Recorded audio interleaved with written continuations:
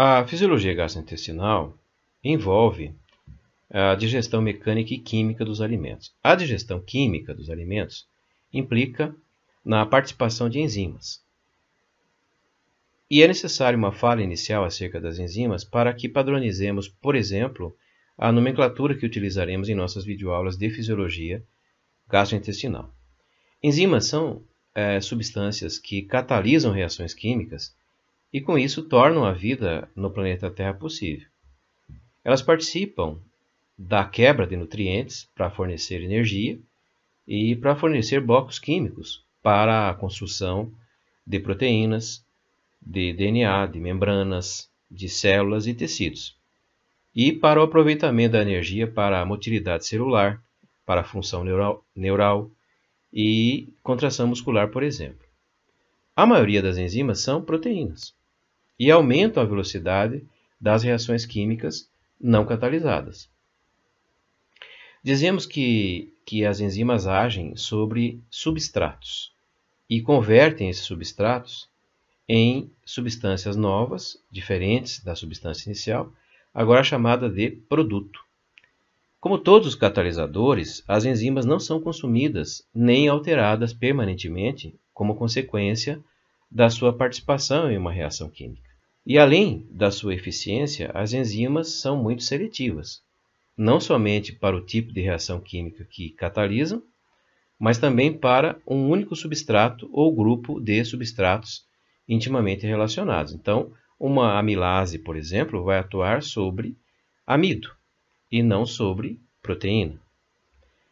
Alguns nomes das enzimas, primeiramente descritas nos primórdios da bioquímica, persistem em uso até hoje. É o caso da pepsina, da tripsina e da amilase.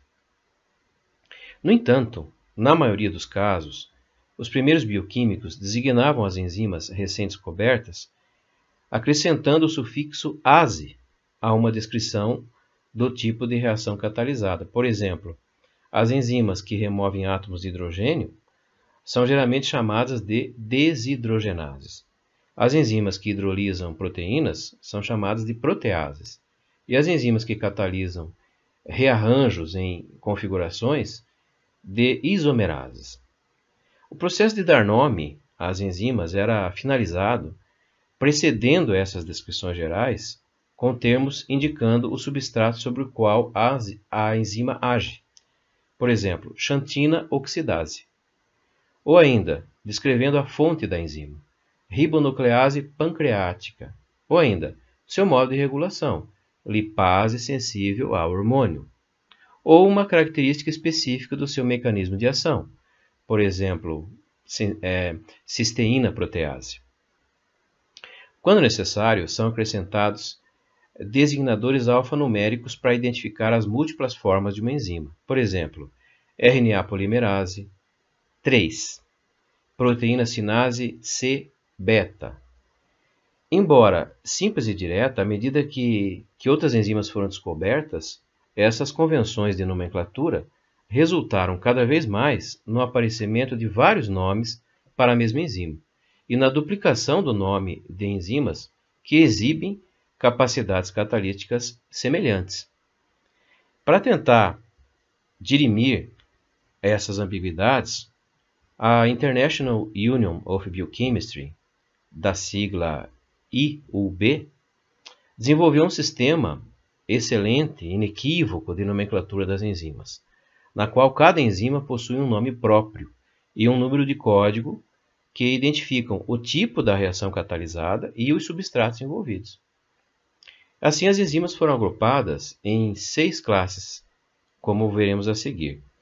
A primeira classe é a das oxidorredutases, enzimas que catalisam oxidações e reduções. A segunda classe é a das transferases, enzimas que catalisam a transferência de moléculas, como os grupamentos glicosil, metil ou fosforil.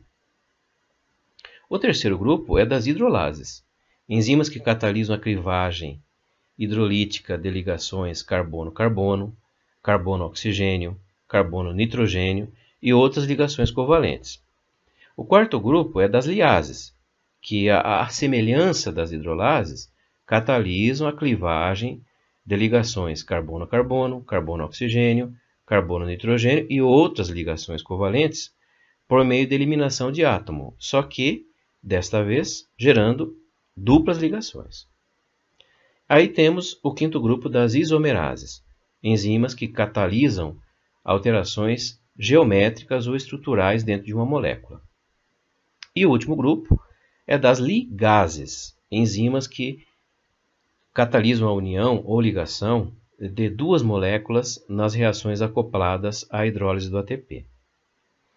O nome e o B da hexocinase é ATP-D-hexose 6-fosfotransferase EC2711. Esse nome identifica a hexoquinase como um membro da classe 2 das transferases, da subclasse 7, por conta da transferência de um grupamento fosforil, da subclasse 1, o álcool é o aceptor do fosforil, e hexose 6 indica que o álcool fosforilado está no carbono 6 de uma hexose.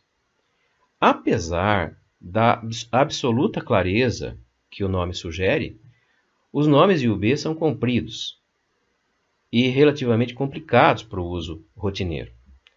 Por isso, em geral, o nome tradicional da hexocinase e de muitas outras enzimas continuam a ser utilizados, ainda que às vezes os nomes sejam ambíguos. Por outro lado, os números EC são particularmente úteis para identificar enzimas com funções ou atividades catalíticas similares. Nas nossas videoaulas, utilizaremos o nome corriqueiro comum das enzimas, e os principais grupos a que elas pertencem são as amilases, as proteases, as peptidases, as lipases e as nucleases. Esta fala inicial é apenas para garantir que, numa leitura mais apurada de outra literatura, a busca de mais conhecimento acerca da fisiologia do trato gastrointestinal, não se estranhe ao encontrar nomes de enzimas mais complexos do que abordamos em nossas videoaulas. Ok?